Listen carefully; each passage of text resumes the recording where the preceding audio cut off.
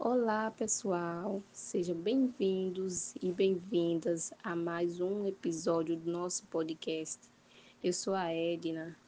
E eu sou o William. Hoje, nessa noite chuvosa, vamos conversar um pouco sobre um tema fundamental para entender a origem e o funcionamento do capitalismo. O capítulo assim chamada Acumulação Primitiva, que está no livro 1 do O Capital, livro escrito por Karl Marx.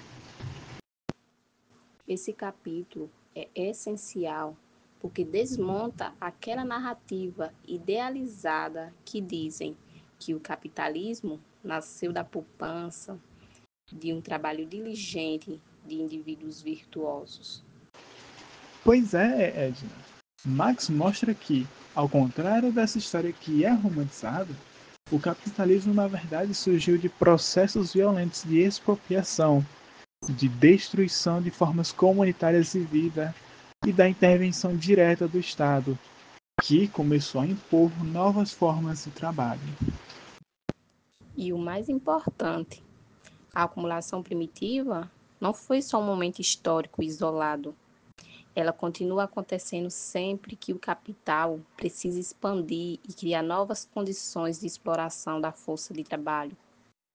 Para entender o que Marx está criticando, precisamos começar pela lenda, lá no início, quando ele fala que os economistas burgueses contam a ideia de que o capitalismo surgiu porque alguns indivíduos teriam sido mais esforçados e capazes de acumular riquezas por meio do mérito próprio.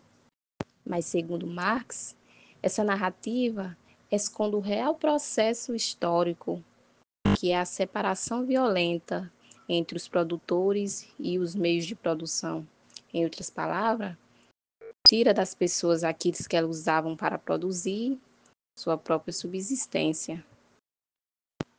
Essa crítica aparece já no título do capítulo, quando Marx chama de assim a chamada acumulação primitiva.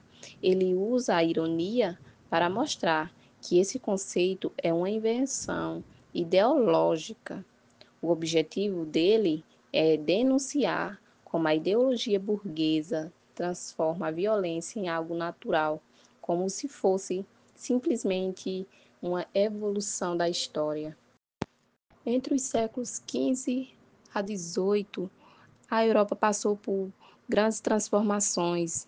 Os cercamentos da Inglaterra, que privatizaram terras comunais, expulsaram milhões de camponeses e criaram massa de trabalhadores que, sem nenhuma outra alternativa, passaram a vender sua força de trabalho. É importante falar também que o Estado ele teve um papel central nessa situação.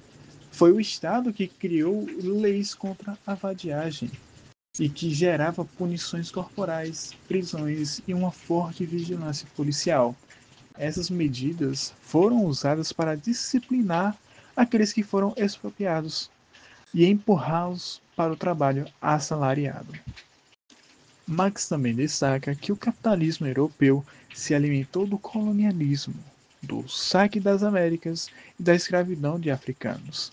Essa violência, que foi global, foi algo essencial para a formação inicial do capital e ajudou a consolidar desigualdades que persistem até os dias atuais. E por fim, Marx mostra que a lógica da acumulação primitiva continua viva no presente. E isso veremos mais adiante. Diante disso, quando analisamos a origem do capitalismo com Marx, percebemos que ele não surgiu de forma natural ou de uma forma pacífica. Ele dependeu de correção, de expulsões e de destruição de modos de vida. Exato, Edna. E essa lógica é algo essencial para compreender o que, historicamente falando, tantas populações foram deslocadas. Populações essas que eram camponeses, que eram povos originários, que eram trabalhadores rurais.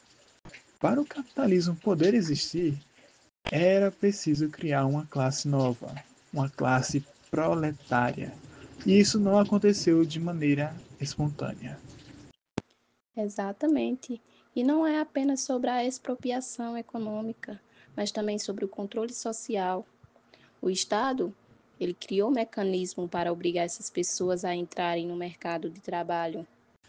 E quando observamos os impactos do colonialismo, é aí que vemos a formação do capitalismo europeu, que nesse momento ele vai depender diretamente de uma violência internacional. Essa violência é a escravidão, os trabalhos forçados, o roubo de terras e de recursos naturais. E nos dias atuais, existe uma pergunta que muitos fazem: será que isso tudo parou no passado? A resposta é não. A acumulação primitiva continua operando nos dias atuais, só que com uma nova cara, uma nova forma. Um exemplo claro é a invasão de territórios indígenas no Brasil.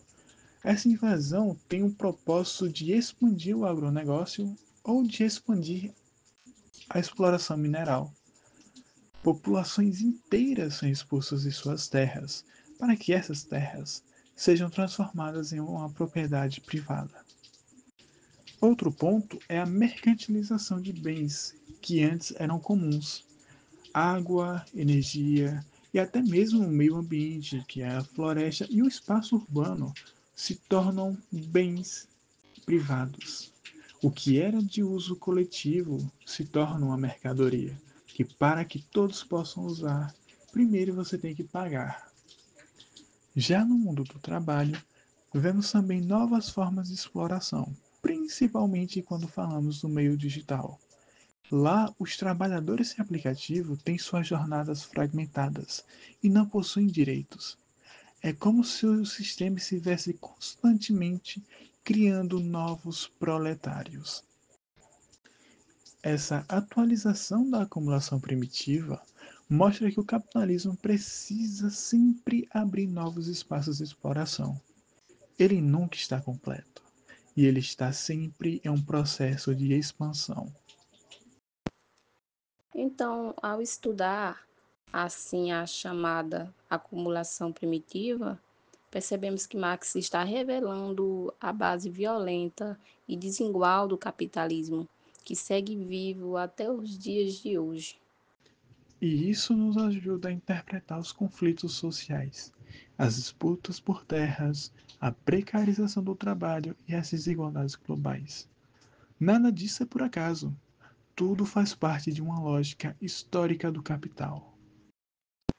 Então é isso, pessoal. Esperamos que este episódio tenha ajudado vocês a entender melhor essa discussão tão importante.